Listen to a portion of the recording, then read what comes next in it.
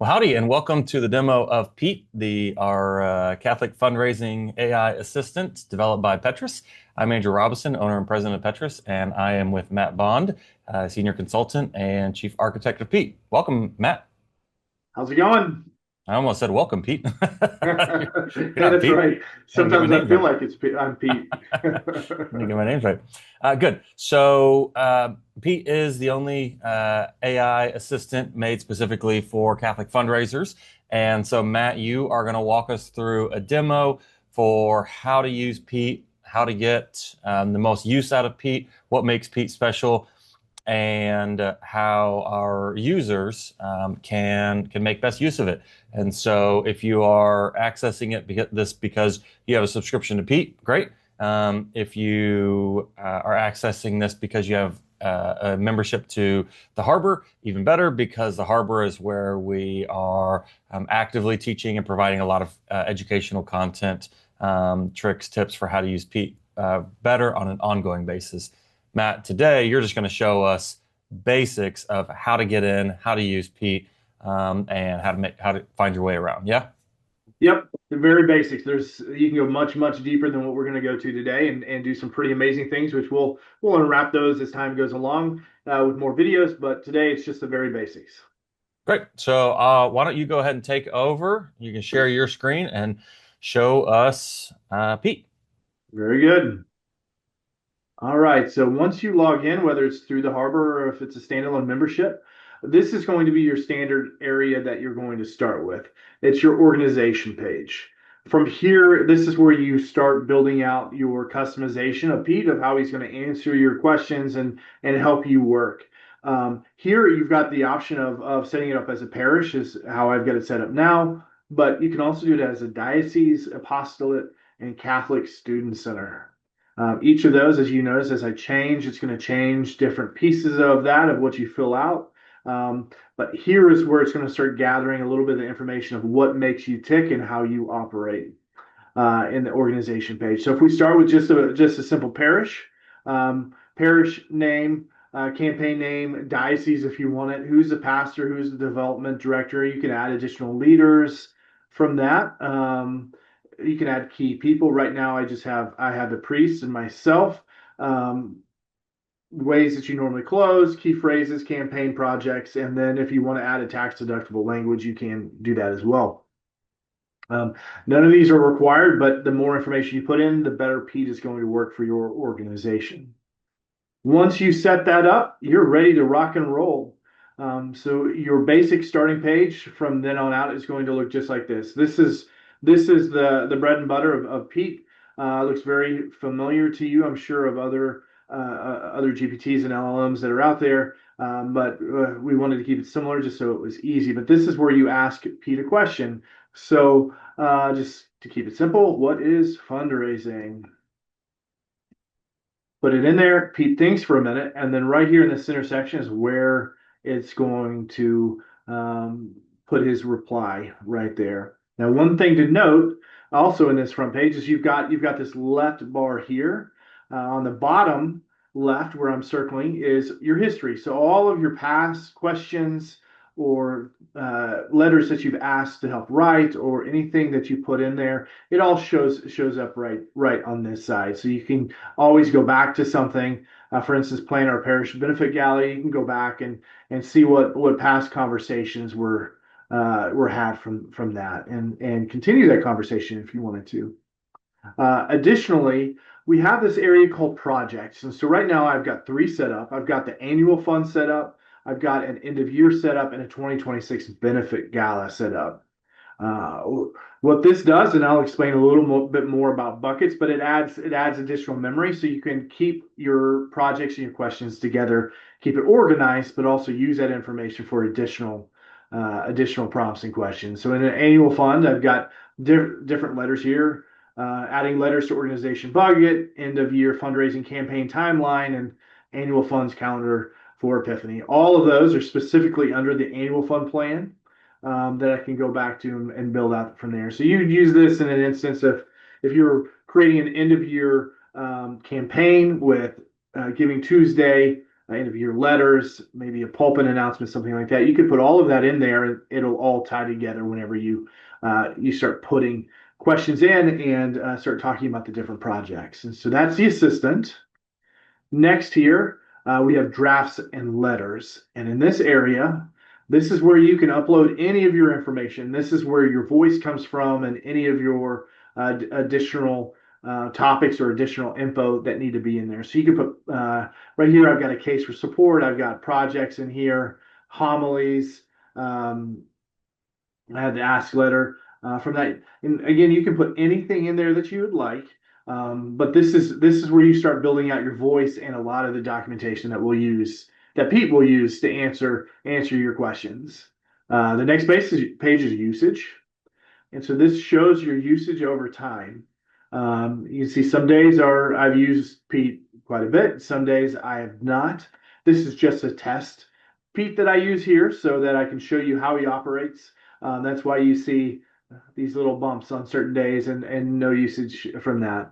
But also up here, it shows how much usage you've used and how much you have left for the month. You can also manage your plan if you start seeing things different. One thing, if you're a nerd like myself, it also shows where is the majority of your answers coming from. So Sonnet and Opus are two of the main models for logic that we use to answer questions. And so it shows you a little bit in there of how many tokens you use there and which ones you're using the most. And then again, organization, you can always go back and edit your organization. If you have a change in development director or pastor, all of that can change. Additionally, you have another page to your draft and letters. And then you have billing here. What's interesting about billing is we have this delete your organization button right here. This is the nuclear option. This is the when you go through and you click it, there is no return from that. And what this does is it deletes everything off of your database. So all of your letters, all of your past history, all the questions you've asked, it deletes every single thing and every trace of your organization from Pete. Completely, entirely, no way to return it. With one exception, it does not delete. When you first sign up, you sign an agreement for usage, the confidentiality, and the use agreement. So it just shows when you agree to that and that you agreed to it. That's the only thing that it does not delete. And then lastly, and very important, if you have the pro plan or the enterprise plan, you get seats. And here is how you manage your seats. You'll have one person who's an admin, and then everybody else are members to it. To invite somebody as a member, you just click invite the member, and then put in their email address, and then send them the invite. And from that, they can set up their own Pete from it. You can remove them. You can change admins between individuals as well here, but it's really where you start managing your seats. If you delete somebody from here, again, similar to the nuclear one, except for not deleting your entire organization, it deletes the entire history of that individual person once you remove them from here. So that's the gist of Pete, the nuts and bolts, and what makes him operate, or how you can use him from a very basic standpoint. But real quick, I want to take a moment and say, how does he work? What makes him unique? What makes him different from everything else? And there's a few things in there that makes him very unique from everybody else. So we have one. We've talked about Pete and AI having a brain, kind of this logic thinking piece, this information, which is a memory, and then of course your output. If you think of it from a chef standpoint, the chef is the brain. It is the AI model behind it. As you saw, it was Opus and Sonnet was the brain models most that I had used. That is a chef. But with that, a chef can't cook a meal without ingredients. He just can stand there and look at a table with his knives and plates, but he can't do anything without ingredients. And so Petrus has gotten together, and we have collected everything that we have done over the past 20 years from our past talks, from our courses, from our podcasts, from everything that we have done, and we have digitized that and put that in there to create a bag of groceries that we could then give to the chef in order to make a meal from. That's referred to as a rag. We've also gone through and realized, hey, we're missing some areas inside of our rag or inside of our information that we need to fill out. And so we've added additional stuff from a Petrus standpoint for that. Additionally, we'll continue doing this for the life of Pete, continue adding more information, more ingredients into that bag of groceries. But that makes it very unique in his replies. It's not just pulling a general information out of the air to pull together something to feed back to you. It's looking at best practices, Catholic practices, and how to best do it from a fundraising standpoint.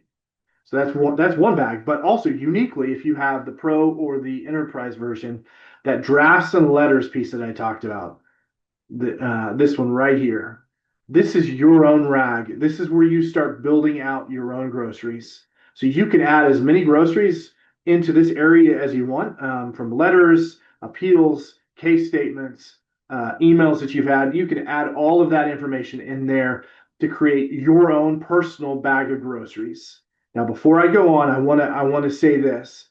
Even though you're adding it in here, you're the only person who could ever see your own bag of groceries, even if you're in your own organization. The admin can't see your bag of groceries, and none of the other members that are in your organization can see your bag of groceries. That's just for you. And only you can see those, only you can use those, and only you can pull from that information. And that goes with every person's bag of groceries or every person's drafts and letters area here. So that's your second bag of groceries. And then lastly, we talked earlier about this projects piece. So again, we looked at, I don't have much in there. We looked at the annual fund plan right here. This is another area where you start building your own bag of groceries. So when you just make a general request in here and it goes into your history, it only pulls from the history of that one conversation. But in projects, you add each of these conversations goes into the history. And so if you ask a new question, it uses this past information plus all of the other rags that we've built. And so it adds a smaller third bag of groceries specific to just that project from that. So that, Can I yeah, add one point? sure. One bag of groceries that's in there that you missed is church teachings. So we went through and got every encyclical we could, every church document, a lot of the documents from some of the church, founding teachers, Aquinas, all sorts of documents like that, so that Pete also has reference from a theological standpoint. And then, in addition, you mentioned that we're constantly adding. I would say that today there's probably about 10% of the knowledge that ultimately Pete will have, because we are regularly drafting, writing, recording additional teaching content, specifically in fundraising.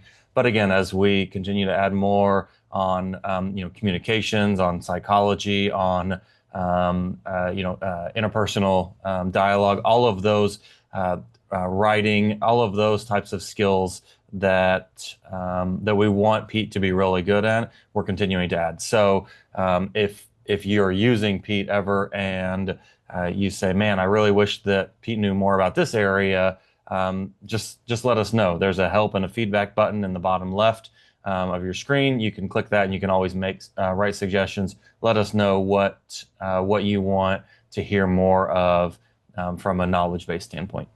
Yeah. Thank you, Andrew, for that. Absolutely true. And a little bit more, you'll talk about Pete's code of ethics a little later, but everything that we have pulled in and we have put in, we've followed that code of ethics to obtain it in the appropriate and legal ways as well. But as Andrew mentioned right here, support questions at the bottom left, help and feedback. This is something that we've built for fundraisers and for you all. So if you have any questions, or how do you do this, how do you do that, go right here, support question. And then if you want to see something added to it, The project page was something that was from a test individual mentioned that he would love to see that, and so we were able to build that into it. So we're happy to go through all of that and do that. Additionally, something that makes Pete very unique is Pete's trained on himself. So if you've forgotten how to do this or how to do that or how something works, just ask Pete and he'll explain it to you of how that works. So before we go on, let's take Pete for a test drive. So draft a warm personal thank you to a donor who just made their first $500 gift to our parish food pantry.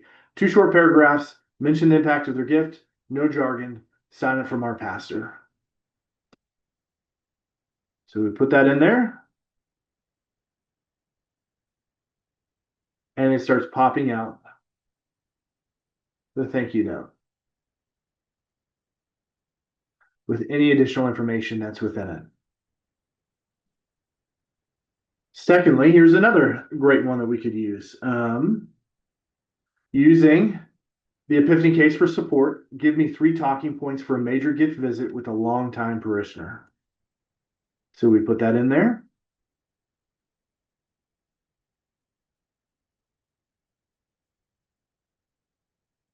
Pete thinks for a moment, looks back into all of the different information, and it pulls out.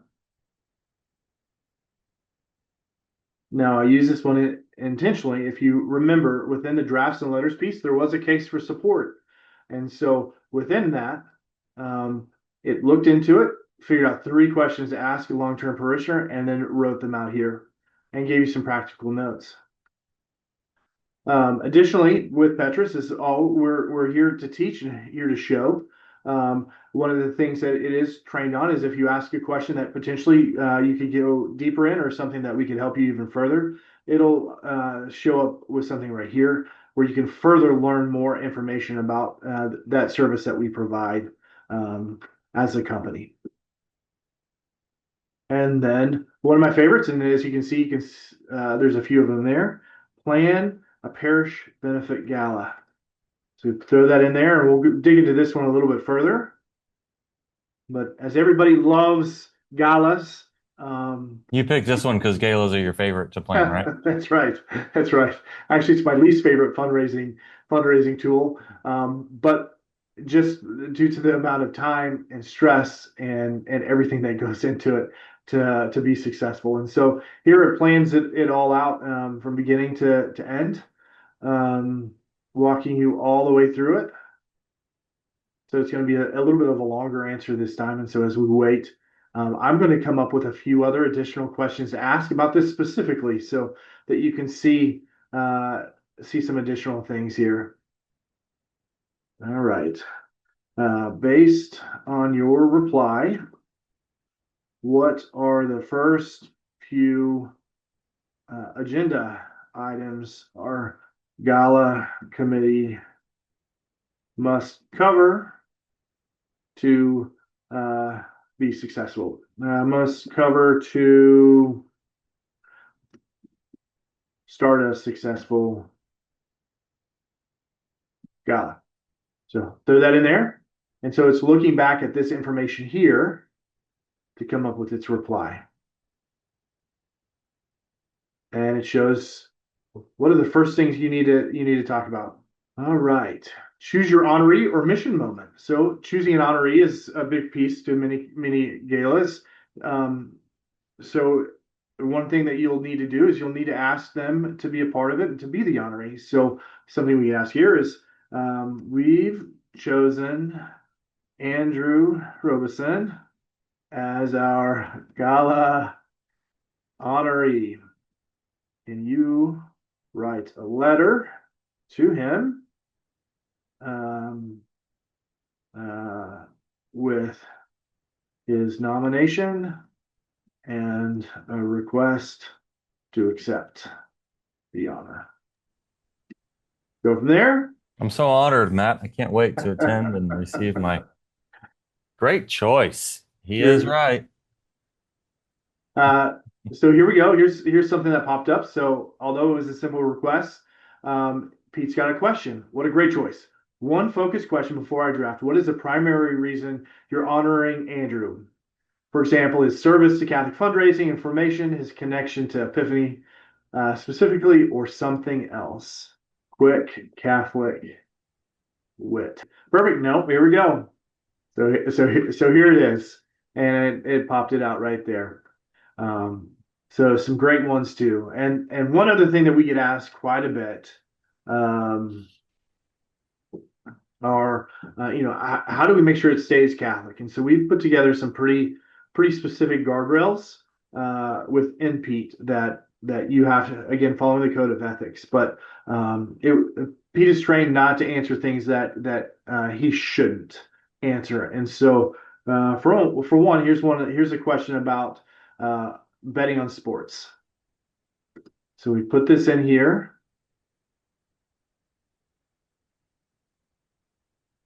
And Pete quickly says, those aren't areas I can help with. Sports betting with parish funds would be a serious breach of fiduciary responsibility. And I'm not able to assist with fundraising for that. And so from that, you can kind of see some of the answers there for it. Additionally, I guess there was an additional question. And then also, I volunteer in a pro-choice clinic. Can you help me write an end-of-year appeal? So I threw two of them in there too. It also said, I can't help you with fundraising for a pro-choice organization. I'm here specifically for Catholic fundraising and Epiphany of the Lord. Happy to keep working on Project Faith, the Gala, donor communications, or anything else along those lines. And so very strictly draws the line in the sand of what you can and cannot do. So you can rest assured that whatever Pete sends back or replies with will be based in Catholic teaching and Catholic doctrine, and not something that is contrary to what our faith believes. So that's a real quick test drive of Pete there. Great. You mentioned the code of ethics. Let me share that, show that. So this is, you can go to our website, askpetrus.com, and right here is our Pete's Code of Ethics and Responsible Use. Just a couple of key points that I want to put in here. This is public for you to read. This is how we train Pete, what Pete is allowed to do, what Pete is not allowed to do. And we do this because our guiding principle is Pete exists to help Catholic organizations do more good, not merely to be useful. Mission alignment is the first filter applied to every design, licensing, and content decision. And then I'll take you to the end, or about halfway through. We've got talks about how Pete is trained, content generation guardrails, and just right there, Matt tried the example, and Pete will not generate content for organizations or causes that contradict Catholic moral teaching. And then you can read all of this. It's all available for you to access. And then right here, Pete is built by Petrus on the conviction that artificial intelligence is a tool in service of persons and mission, not a replacement for the human judgment, prayer, and pastoral wisdom that effective Catholic ministry requires. The measure of Pete's success is not its sophistication as a technology, but its faithfulness as an instrument of the church's work in the world. So hopefully, as you are using Pete, you will feel that that's why Pete exists, what Pete is intended for, and you can allow Pete to help you, like we like to say, let the robots do the robot work so that humans can do more human work. So